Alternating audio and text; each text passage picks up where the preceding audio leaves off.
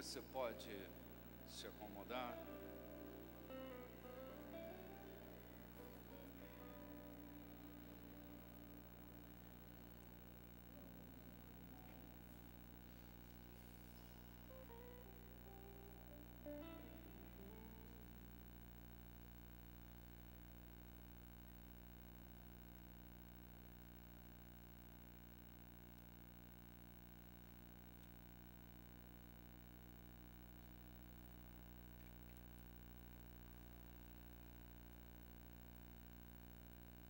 Bendito seja Deus.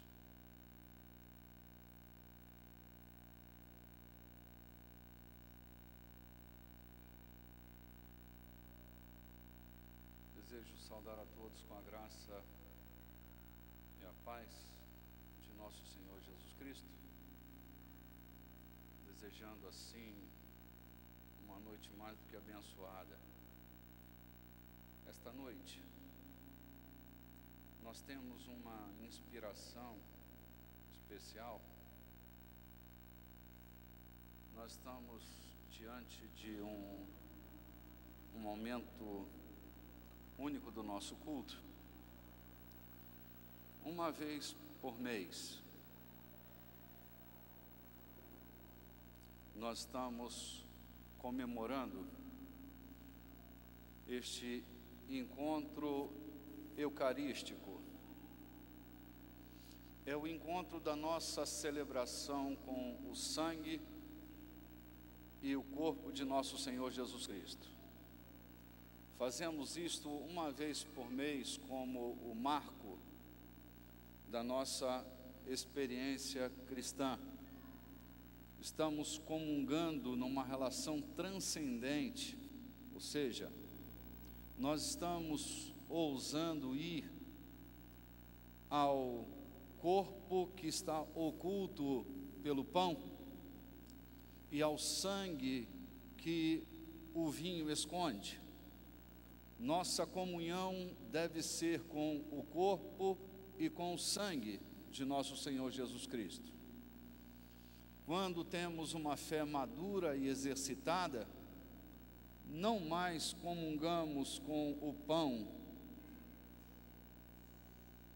e o vinho, mas transcendemos na nossa fé.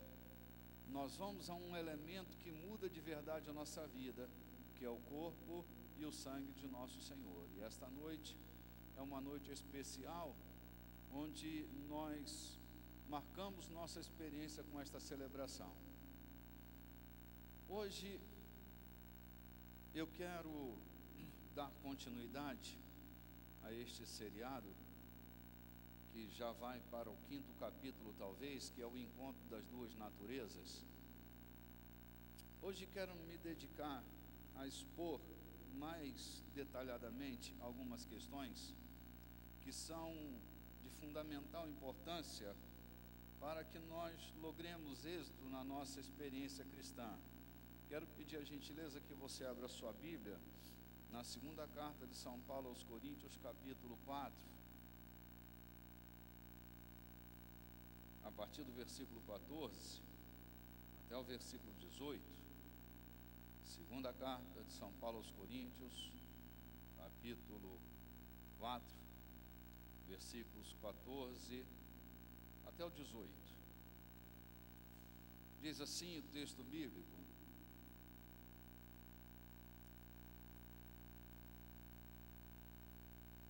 pois sabemos que Deus, que ressuscitou o Senhor Jesus, também nos ressuscitará com Ele e nos levará junto com vocês até a presença dEle.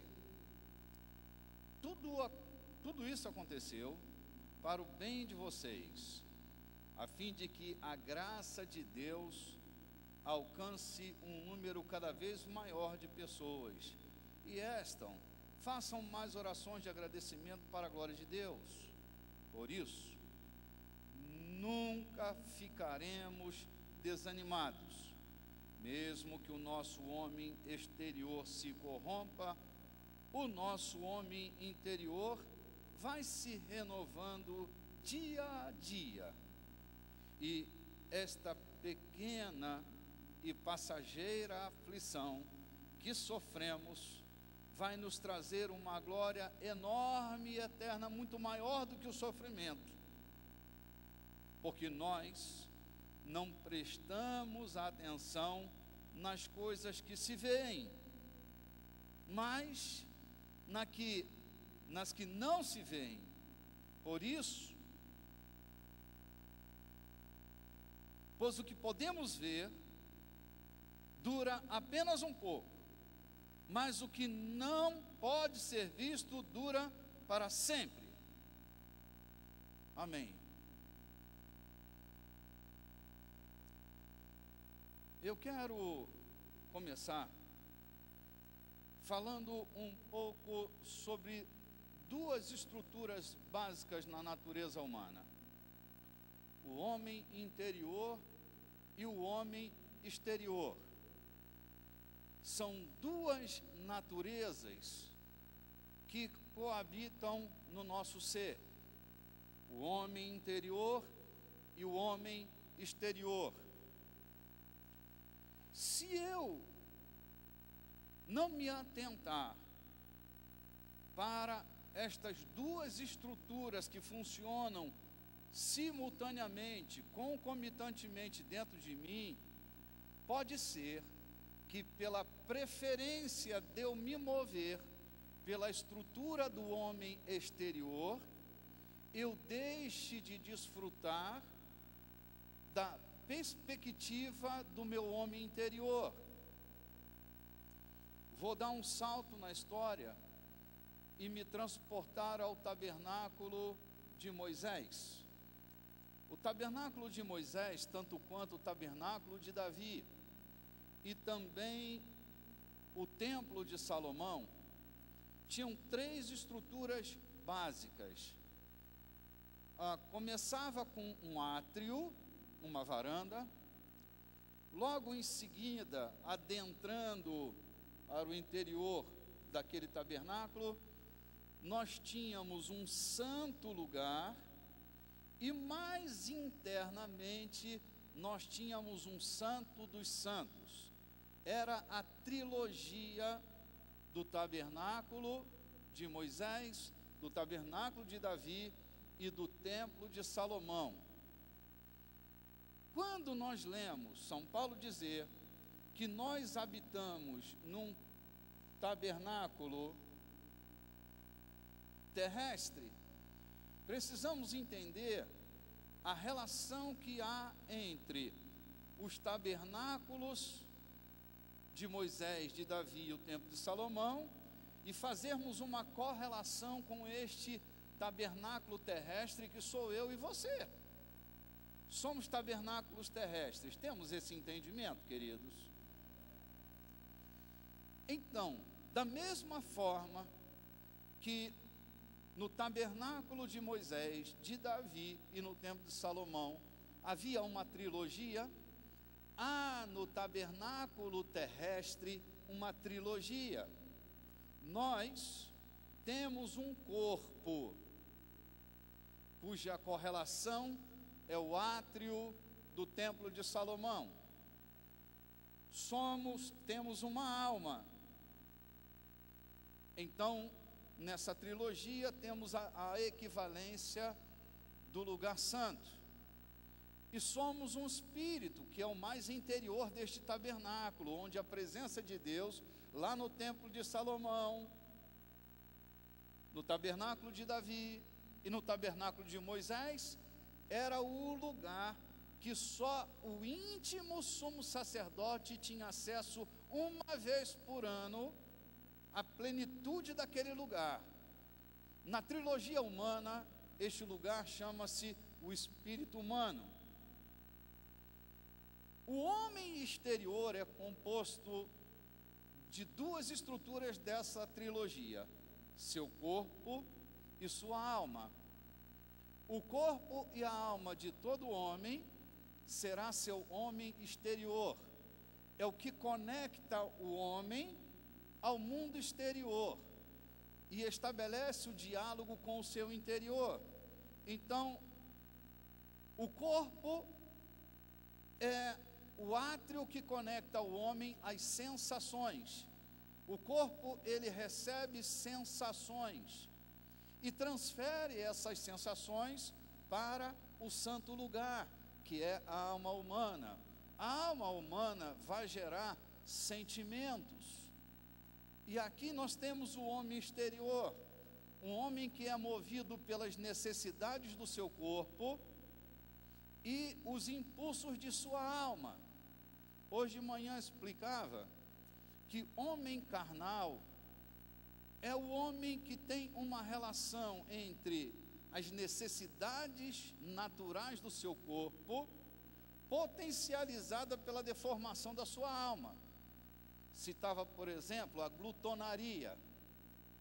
A glutonaria não é um problema de necessidade de comer. Todos nós temos necessidade de comer. O que faz de um ser humano um glutão? Um desequilíbrio da sua alma.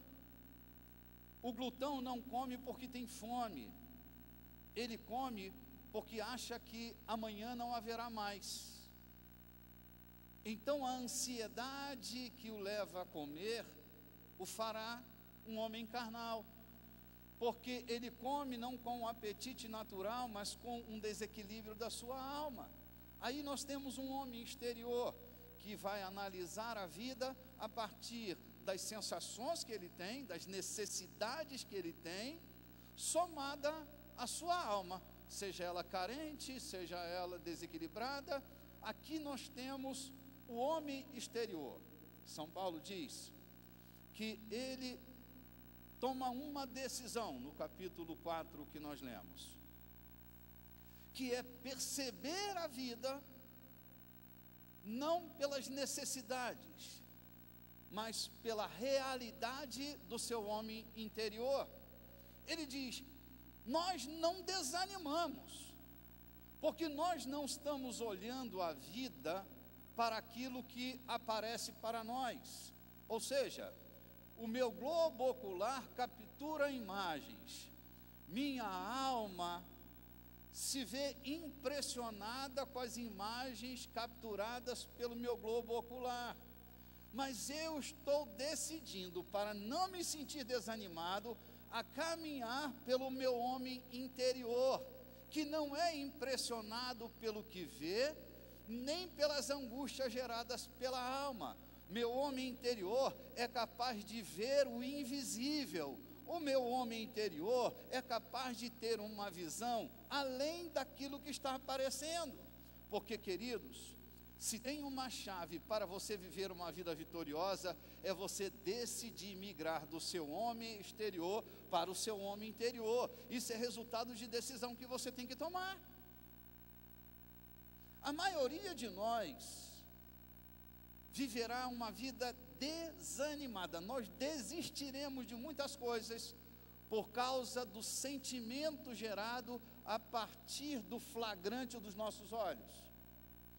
Nós então vamos elaborar uma história que vai ter uma relação entre a sensação física, tipo bem-estar ou mal-estar.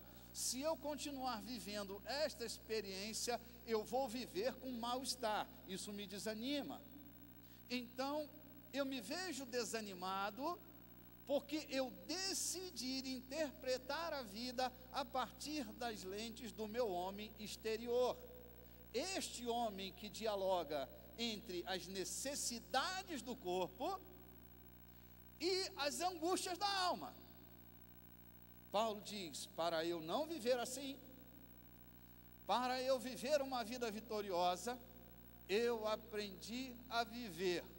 Eu tomei uma decisão de não mais ver a vida do ponto de vista do meu homem exterior, mas do meu homem interior. Se o meu homem exterior vai se corrompendo todo dia, e a tendência de quem anda por este caminho do homem exterior, quem dialoga estritamente pelos caminhos do átrio e do santo lugar, deixará em algum momento de desfrutar da intimidade do homem interior.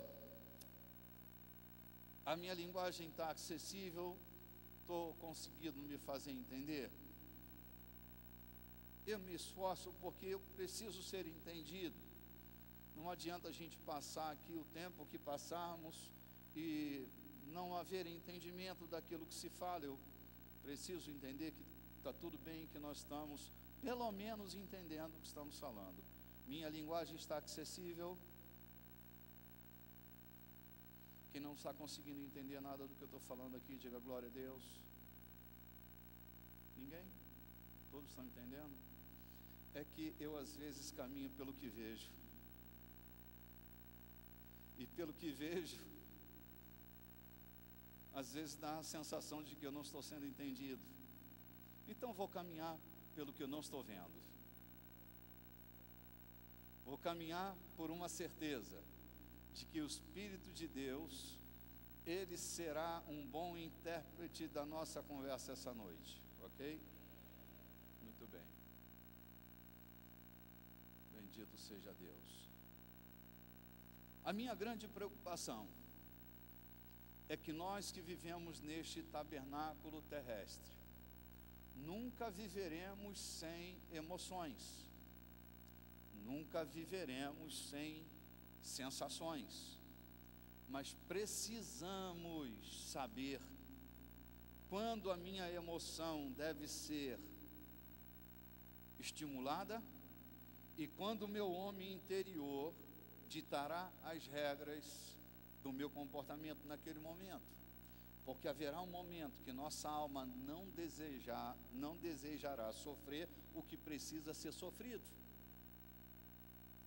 Haverá um momento em que o discurso do nosso homem exterior será tão convincente e nos levará a tomar decisões que o nosso homem interior nem consultado foi. Num determinado momento você se arrependerá. A minha dor é que, passado o tempo, que deveríamos nos tornar maduros na fé, às vezes estamos precisando repetir as mesmas lições que quando nós começamos na fé. Mas não vou caminhar pela minha dor, vou caminhar por outras certezas. Por favor, abra sua Bíblia no texto de Hebreus capítulo 11, a partir do versículo 23.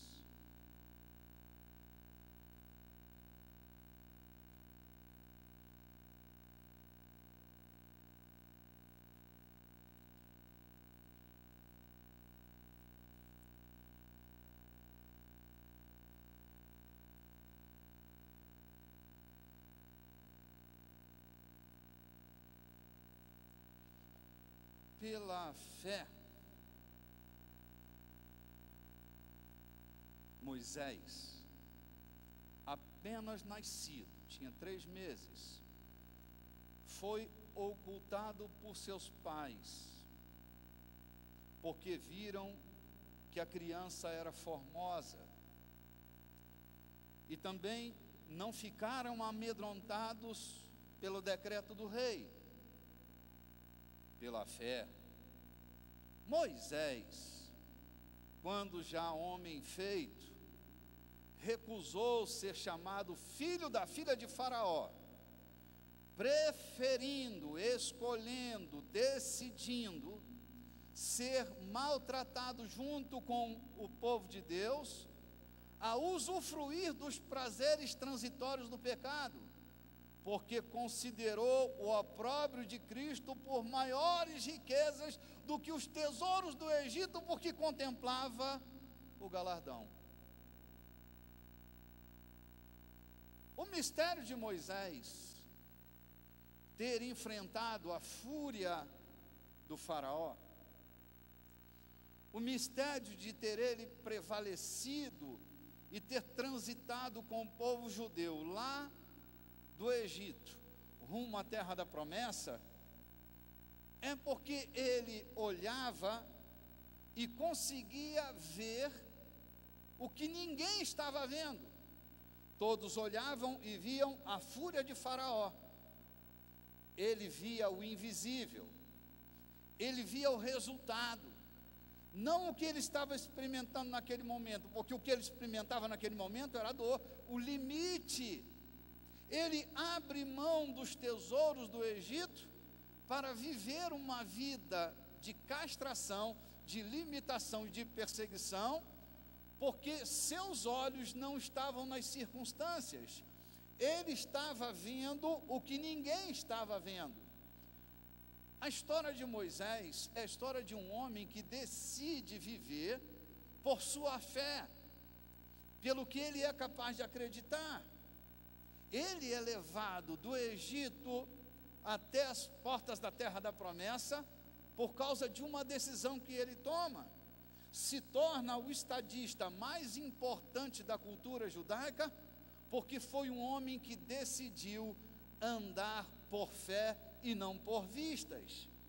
O perigo de nós não migrarmos de uma natureza espiritual, de uma natureza humana para uma natureza espiritual, é que nós vamos viver no limite da natureza humana. Eu dizia na semana passada que a natureza humana, ela é pó da terra. A constituição química do nosso corpo é pó da terra. E pó da terra é alimento de serpente.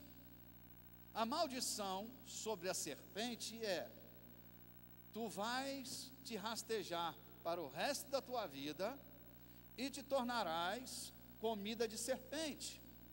E a partir daí, os grandes impérios humanos tiveram como representação do seu poder do império uma serpente. Eu me refiro muito diretamente ao poder do Egito, quando na coroa do faraó, uma serpente. E toda a cultura mística ligada ao Egito é uma cultura onde quem domina é uma serpente. Todo homem de estrutura natural, isso significa eu ou você, que não migramos da natureza humana para a natureza espiritual, que decidimos nos manter no átrio o tempo inteiro, que não decidimos ver o mundo pela fé, mas vemos pela natureza implicante da nossa constituição humana, a vida crua como ela é. Neste lugar, no lugar do átrio, nós nos tornaremos comida de serpente. Quando eu ouço em João capítulo 6, Jesus dizer: eu sou o pão vivo que desceu do céu, quem se alimenta de mim viverá por mim, eu vejo a grande mudança que acontece na nossa natureza, quando nós decidimos viver pelo Cristo, pelo esmagador de cabeça de serpente. Você só sai deste poder manipulador da carne, quando você decide viver por Cristo, e não viver mais pela sua própria vontade. Queridos, quando nós nos aperfeiçoamos na fé, a nossa vontade diante da vontade de Deus é desimportante, é menos importante, porque está na vontade de Deus o segredo do nosso sucesso. Estará no capricho da nossa vontade um alimento farto para a serpente que não vai se saciar. Então, eu tenho me dedicado essas semanas a falar sobre este assunto, porque eu preciso romper com uma natureza que me estimula a viver de maneira decadente. Nós somos cristãos, não é porque carregamos uma Bíblia, ou porque pertencemos a uma organização religiosa. Nós somos cristãos porque o Cristo nasceu em nós, e se tornou Senhor. Eu temo que o valor semântico da palavra Senhor tenha se desgastado tanto. Nós não nascemos dentro de um império e não temos um entendimento talvez muito claro da palavra Senhor. Porque hoje Senhor é o seu João da padaria, seu Antônio do boteco, então ele é o seu Antônio, Senhor Antônio. A palavra Senhor, dentro do contexto bíblico, quer dizer dono, Kyrios, aquele que tem domínio sobre o que eu penso, sobre o que eu sinto e sobre o que eu decido. A fé cristã se conclui em mim quando ele torna Senhor da minha vontade. Eu tenho vontade, mas a minha vontade alimenta a serpente.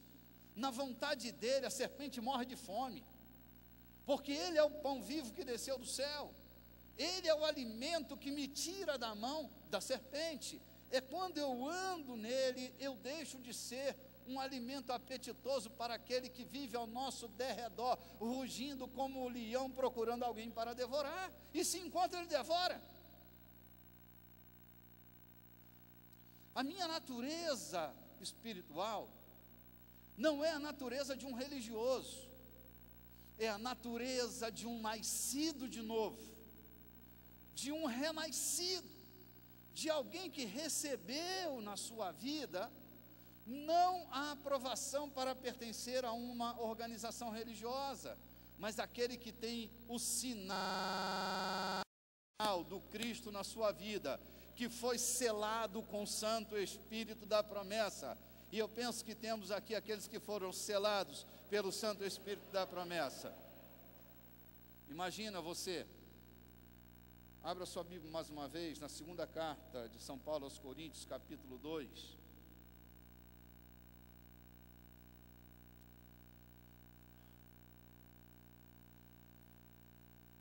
Nesse momento, eu quero dizer para você que nós precisamos tomar decisões sérias na nossa vida. Uma delas é com o rompimento daquilo que me faz inferior. Eu preciso romper, eu preciso decidir, eu preciso deliberar sobre as coisas que me fazem inferior. Olha o que diz São Paulo nesse texto, segunda carta aos Coríntios, capítulo 2, versículo 1, 2, 3 e 4. Isto deliberei por mim mesmo, não voltar a encontrar-me convosco em tristeza, porque se eu vos entristeço, quem me alegrará, senão aquele que está entristecido por mim mesmo?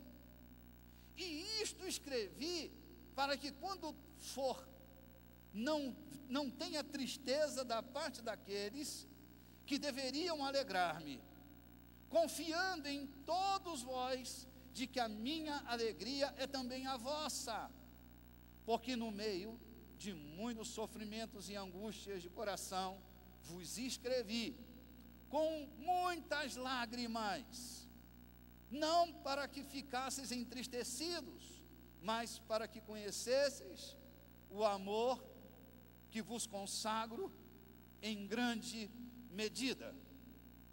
Olha o momento que Paulo está escrevendo isso, talvez fosse a pior crise da vida dele. Já passou por uma, imagino eu. Não passou? Então aguenta firme que vai passar. Não, você vai passar por uma.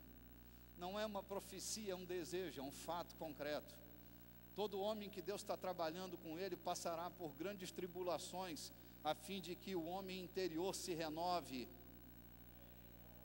Imagina você, Paulo está dizendo, quando eu peguei esta carta para escrever, quando eu peguei o tinteiro, quando eu peguei o papel para escrever, vocês não imaginam como é que eu estava me sentindo. Eu estava chorando. Eu fui tentado a derramar toda a minha carga emocional sobre o nosso relacionamento, porque eu vi coisas de vocês que eu chorei, me angustiei, eu tive vontade de espancar vocês, mas deliberei, decidi, escolhi não deixar que a amargura, que a dor, a tristeza e a angústia tomasse conta do nosso relacionamento. Eu decidi caminhar pelo amor que eu venho consagrando a vocês. Esta deliberação de Paulo é: seu homem exterior estava sofrendo, mas ele não deixou que o homem exterior assumisse o domínio e o controle do seu homem interior, porque ele sabia onde um homem angustiado chega. Chega a depressão, chega ao tarja preta, seja ao descontrole, chega ao desequilíbrio. E ele disse: no meio de tudo isso, eu deliberei não me apresentar a vocês do jeito que eu estava. Eu decidi governar sobre meus sentimentos. Eu ainda ouço o salmista dizendo: minha alma louve ao Senhor, e tudo que há em mim bendiga o seu santo nome. Haverá um momento em que você vai precisar se levantar e dar uma ordem para o seu homem exterior, e dizer para ele: homem exterior, fique aí neste lugar e não saia daí, porque você não pode controlar a minha vida. Imagine se as minhas angústias dominassem minha pregação, se os meus medos governassem meus relacionamentos, se os teus medos governarem teus relacionamentos, você vai parar no octógono do medo, e ele vai dominar a sua vida. Haverá um momento em que você vai ter que decidir, não pelo que vê, mas por aquilo que espera. Vai precisar tomar uma decisão, deliberar. E qual é a garantia que eu tenho? Nenhuma. Só a garantia de que teu homem exterior, ele pode até se corromper, mas seu homem exterior se tornará novo, forte, poderoso, e você será guiado por uma dimensão mais excelente na sua vida. Há pessoas que não vivem uma vida mais excelente porque têm deliberado viver pelo homem exterior. Viver uma vida de perseguição, de tristezas constantes. Hoje, quando a Alane perguntava: quantos de vocês estão felizes? Posso corrigir uma coisa aqui, meu amor? Felicidade não é um estado temporal, é uma escolha. Ser feliz não depende de você ter aquilo ou aquele do seu lado. Felicidade é uma escolha, é uma deliberação do ser, que não é controlado pelas circunstâncias. Você nunca viverá uma vida feliz se você andar pelo seu homem exterior. O seu homem exterior dita regras para você, no que você vai vestir, vai tentar ligar a tua felicidade às pessoas e às coisas. Não é incomum, pessoas que vivem baseadas no seu homem exterior, elas pensam assim: se eu tivesse aquela menina do meu lado, eu seria mais feliz. Seria um inferno na tua vida, mas você acha que seria mais feliz.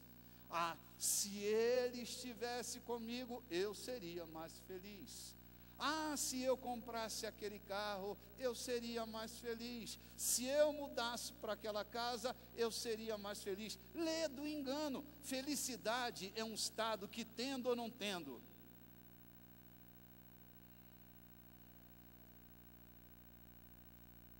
é assim. Na felicidade,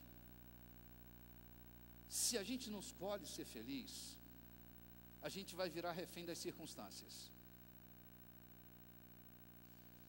É possível que você conheça pessoas que ganhem R$1.000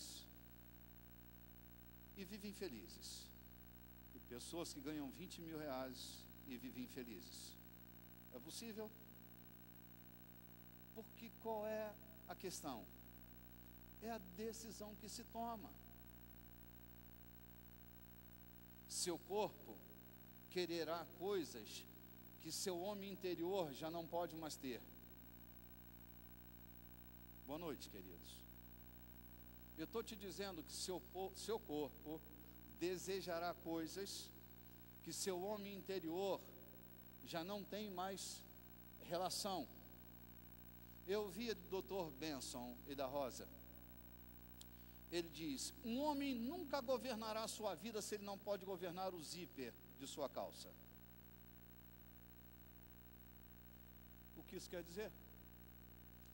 É que se você deixar que determinados valores governem a sua vida, você não permitirá que outros excelentes valores governem, porque a tua constituição é frágil demais. Você é governado por sensações. Não pode sentir fome. Quando se diz todas as coisas, eu posso todas as coisas naquele que me fortalece, pode ter certeza, se há um que te fortalece, você pode até passar necessidade, porque há um que te fortalece, te capacita a viver circunstancialmente naquela determinada necessidade. O que você não pode é render a sua vida aos caprichos de uma carne mal resolvida e de uma alma indefinida. Você é um espírito, foi lavado, remido pelo sangue do Cordeiro. Você é uma nova natureza, precisa viver na força dessa nova natureza. Para isso, não tem jeito, tem que contrariar a velha natureza. Elas não combinam, não são amantes, elas precisam conviver harmoniosamente, mas elas não podem se casar, elas são díspares, elas não são pares. Há coisas que te dará muita satisfação, mas jogará você no fundo do poço.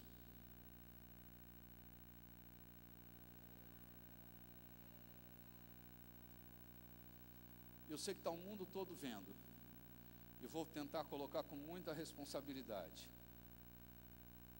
Você não tem que levantar a mão se não puder. Mas quantos de vocês já fumaram maconha aqui? Jamba. Ok, muito obrigado pela sinceridade, por não me deixarem sozinho aqui. O diabo é bom. Só manipula nosso destino.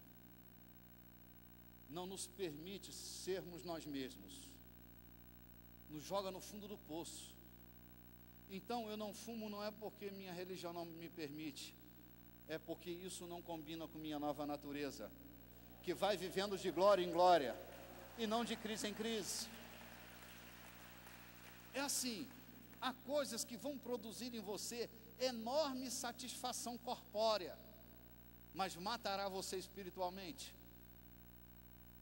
Nesse momento você tem que decidir, ou a vida do espírito, ou a satisfação do seu corpo, ou a angústia desta alma que não delibera nunca, que não pende porque você alimenta a sua carne, e ela vai tentar controlar você, afastar você de Deus, fazer de você uma pessoa cada vez menos parecida com Cristo. Haverá um momento em que você tem que colocar ela na parede e dizer: aqui você não manda mais. Dialogar mesmo com ela. Queridos, eu estou há mais de 35 anos na fé e continuo deliberando sobre minha vida espiritual, porque há momentos em que os desejos naturais, eu não estou falando de um desejo natural promíscuo, mal cheiroso, eu estou falando de que há deliberações na minha vida, de preferências, né? A gente caminha por preferências, e eu não posso mais andar por preferências. Preferir coisas neste momento, preferir pessoas, vai contra a minha natureza, a minha nova natureza, e muitas vezes eu tenho que botar no eixo minha alma desequilibrada, meu desejo cheio de angústia, e dizer: não, você não pode mais viver dessa maneira. Quantas vezes temos que deliberar sobre o ódio que tenta agarrar a nossa alma e fazer de nós pessoas iracundas? Você tem o direito? Tem, vai para o inferno, que o diabo que eu carrego, tem o direito. Eu sempre me lembro do ressurreto, que deliberou na cruz. Ou você acha que Jesus era um idiota, quando ele assume aquela cruz, e aqueles que o crucificaram recebem dele o estímulo? Eu não sei quantos de vocês já receberam uma cusparada no rosto aqui. Desse lado aqui, alguém? Alguma vez? Felizes são. Levou uma cusparada no rosto. No meio aqui ninguém? Aqui já. Então parece que eu e você só. Que bom que vocês não foram insultados desta maneira. A vontade é de esmagar com o olhar a pessoa que cospe no rosto da gente. E naquele momento, se eu pudesse, eu olharia bem no fundo do olho da pessoa que cuspiu no meu rosto e faria assim, ó, e desintegrava. Pô, tá louco, cara. Quantos insultos, já foi insultado? Não recebeu uma cusparada no rosto, mas já foi insultado. Por que você acha que Jesus, na cruz, diz: Pai, perdoa, eles não sabem o que fazem? Eu vou explicar a você por quê. Porque Jesus deliberou sobre seus sentimentos. Na sua natureza humana, ele teria vontade de consumir. Acaso não poderia, e miríades de anjos vir aqui, abrir o chão e engolir essa gente? Alma. Ele, no entanto, diz: Pai, perdoa. Eles não sabem o que fazem. Por que Jesus delibera sobre o insulto? Porque no momento seguinte, ele estaria entrando dentro do Hades, dentro do inferno. O inferno não podia estar dentro dele, para ele dominar sobre o inferno. Alguém tem um glória a Deus para ser amarrado pelo chifre e ser sacrificado aqui essa noite? Se você entendeu alguma coisa do que eu estou te falando, ele ia entrar no inferno. Ele não poderia vencer o inferno se o inferno estivesse dentro dele. Ele só consegue dominar o Hades, pregar aos espíritos em prisão do tempo antediluviano. Ele só consegue anunciar que a arca chegou ali. Ele só consegue abrir a porta do cárcere. Ele só consegue sair ao terceiro dia. Ele só consegue tomar do diabo as chaves do inferno e da morte, porque o inferno não estava dentro dele. Ele dominava o inferno que estava do lado de fora. Esta é a deliberação que Jesus faz. Ele sabia que o próximo capítulo precisava da sua pureza, da santidade. Precisava dele estar livre pelo lado de dentro para dominar pelo lado de fora. Foi desta maneira que Jesus triunfa sobre o juízo. Desta maneira. Se aquele não é seu carro, olha para cá, por favor. Se você tem a intenção de dominar sobre a vida, não pode deixar as tragédias entrarem dentro de você. Se você deseja dominar sobre a pobreza, você não pode deixar a pobreza entrar dentro de você. Ela tem que ser uma circunstância do lado de fora, não uma eternidade do lado de dentro. São deliberações de alguém que decide governar sobre a vida. Aos tabernáculos terrestres que aqui estão, aqueles e aquelas que foram chamados por Deus para viverem no modelo do Cristo, que tem no modelo Jesus a sua inspiração. Saiamos da morte para a vida. Decidamos pela vontade de Deus na nossa vida. Tomemos decisões alinhadas com o novo estilo de vida que nós decidimos viver em Jesus. No modelo dele haverá sucesso. Fora do modelo dele haverá angústias. No modelo dele você se torna um esmagador de serpente. Fora do modelo dele você se torna comida de serpente. Eu usei esse exemplo mais detalhadamente há 2 domingos atrás.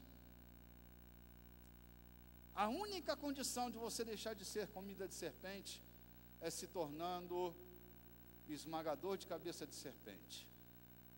E essa natureza só é possível, segundo o texto de João capítulo 6, quem de mim se alimenta, por mim viverá. É vivendo a natureza de um esmagador de serpente que nunca mais a serpente dominará sobre sua vida. Quem é a serpente? Satanás e todo o seu sistema. Ele opera um sistema. O sistema da carne é operado pela mácula que ele deixou na semente humana. Quando o salmista diz: em pecado eu fui gerado, no meio dessa iniquidade a minha mãe me gerou. O salmista não está falando de relacionamento sexual. Ele está falando do sistema do pecado, que foi transferido de pai para filho, de pai para filho, de pai para filho. Ele está falando do sistema, não está falando de coabitação. Está falando do sistema da iniquidade, que todo homem nasce dentro do sistema da iniquidade por herança adâmica. E só tem um jeito de você se tornar um filho de Deus, é por meio de Jesus. Ele é o modelo constituído por Deus para fazer de você um legítimo filho de Deus.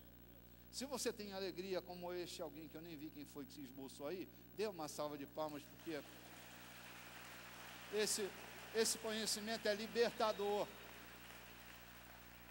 Nos coloca diante de uma nova realidade. Esta noite, o que vamos comer e o que vamos beber pode mudar nosso destino.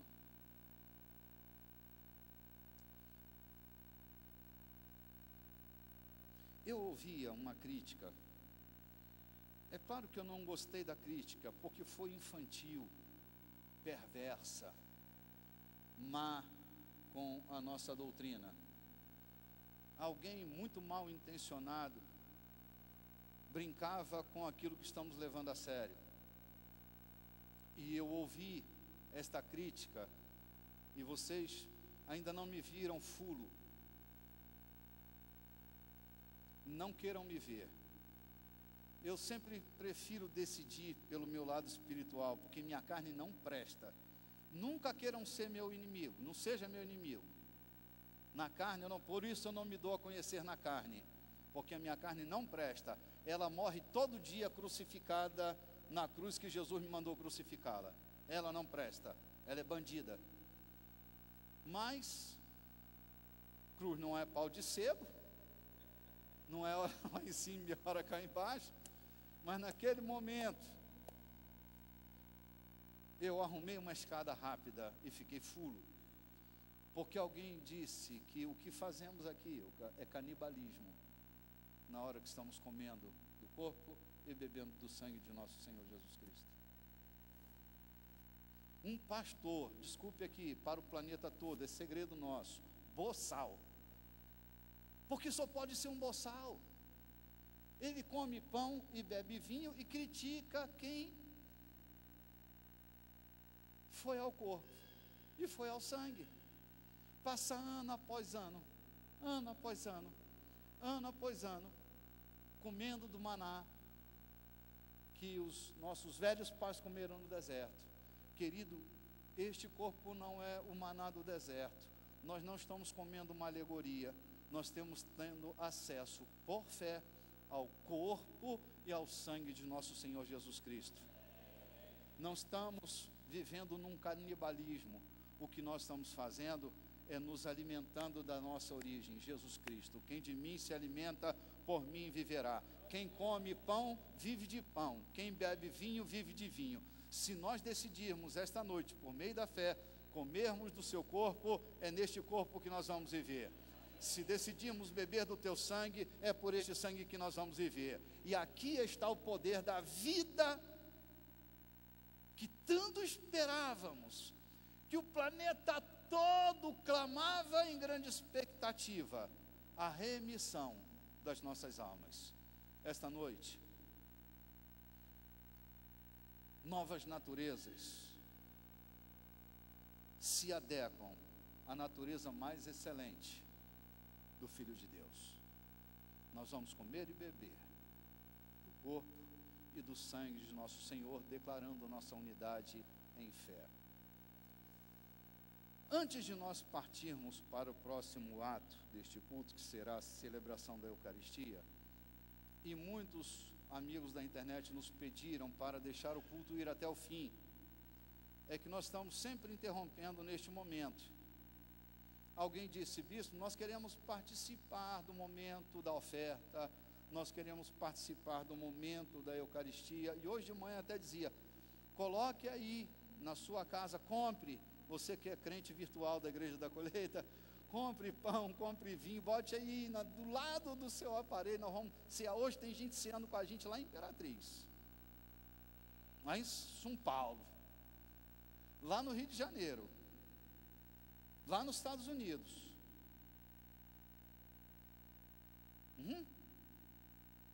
Vão cear juntos. Este momento não é um momento secreto da igreja, mas é um momento que nós temos reservado para a intimidade da nossa congregação, e aqueles que são da nossa congregação, mas estão virtualmente ligados a nós hoje, querem participar também. Então, eu quero convocar você no entendimento. Queridos, nós recebemos o maior privilégio que um homem pode receber, que é o privilégio de fazer afetar questões eternas com recursos temporais. É a condição que Deus nos deu pelo privilégio do serviço das ofertas e dos dízimos. Neste momento, nós mudamos realidades, nós transformamos realidades, quando nossas ofertas, elas agregam o valor da espiritualidade. Quando Jesus disse que o altar é o lugar onde nossas ofertas devem ser santificadas, é que há um mistério na santificação de nossas ofertas. Este momento é um momento tão sério quanto qualquer outro momento deste culto.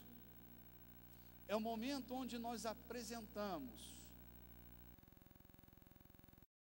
o privilégio que Deus nos deu de honrá-lo, de dar a Ele a honra que lhe é devida. Eu dizia para alguém que queria me dar um objeto, e estava assim constrangido de me dar o objeto, porque disse: acho que o senhor já tem, e eu estou constrangido em lhe dar este objeto. Eu disse: bom, a faculdade de dar é sua. Por que você vai me dar? É porque eu tenho uma necessidade? Se você vai me dar porque eu tenho uma necessidade, você não estará me honrando, você estará suprindo uma necessidade que eu tenho. Mas se você vai me dar porque eu não tenho uma necessidade, você estará me honrando. Quando nós lemos o conceito bíblico que Deus é dono de todo ouro e de toda prata, é um fato. Deus não precisa do teu dinheiro e do meu dinheiro. Vou te contar um segredo: o que Ele tem que fazer, Ele fará independente de nós, porque Ele é Senhor para isso. Só que eu decido, eu prefiro, e me sinto feliz de poder participar disso, de Deus me incluir na lista das testemunhas que operam junto com Ele o seu favor sobre a terra. Queridos, houve um momento na minha vida que eu tive que arrancar botão para colocar no envelope de oferta, fiapo de bigode, linha do meu bolso, para não entregar um envelope vazio. Que dor que eu sentia, que angústia que eu sentia, era uma tristeza tão grande. Ah, meu irmão, quando Deus me coloca na condição de dar, eu não vou remediar, eu não vou evitar, eu me moverei pelo espírito da generosidade, porque dar é um privilégio, e se nós não entendemos isso, é bom a gente não ofertar, é bom a gente não dizimar, mas se eu entendo que estou honrando a Deus. Alguém me disse assim outro dia: bispo, essa igreja só tem gente rica. Algum glória a Deus aí? Essa igreja só tem gente rica. Eu vou procurar uma igreja pobrezinha para ofertar. Nossa oferta não é dominada pela nossa vontade. Quando Deus coloca Melquisedeque na frente de Abraão, independe se Melquisedeque precisa ou não precisa, Abraão precisa entregar seus dízimos ao homem que Deus escolheu para servir pão e vinho a Abraão. Não é a necessidade da igreja que comanda a nossa oferta, gente. Vou repetir. Não é a necessidade da igreja que comanda a nossa oferta, é o nosso espírito de generosidade que comanda a nossa oferta. não é porque tem uma necessidade. Paulo diz, não por tristeza nem por necessidade. Deus ama quem dá com alegria. Entende? Então seja você na internet nos vendo, aqui neste lugar, se a alegria comandar o teu coração, esta noite, é a noite que a gente vai afetar terminantemente vidas no mundo todo. Hoje, nós estamos transmitindo nosso culto ao vivo para 40 países diferentes. Gente do globo todo ouvindo a mensagem do Evangelho. Porque você tem sido generoso. Porque o investimento feito é maior do que nossa capacidade financeira. Você está pensando que a gente nada em dinheiro aqui? Meu irmão, a gente torce a camisa. É que a gente não olha para necessidades. Nós olhamos para aquilo que tem que ser feito. E é nesse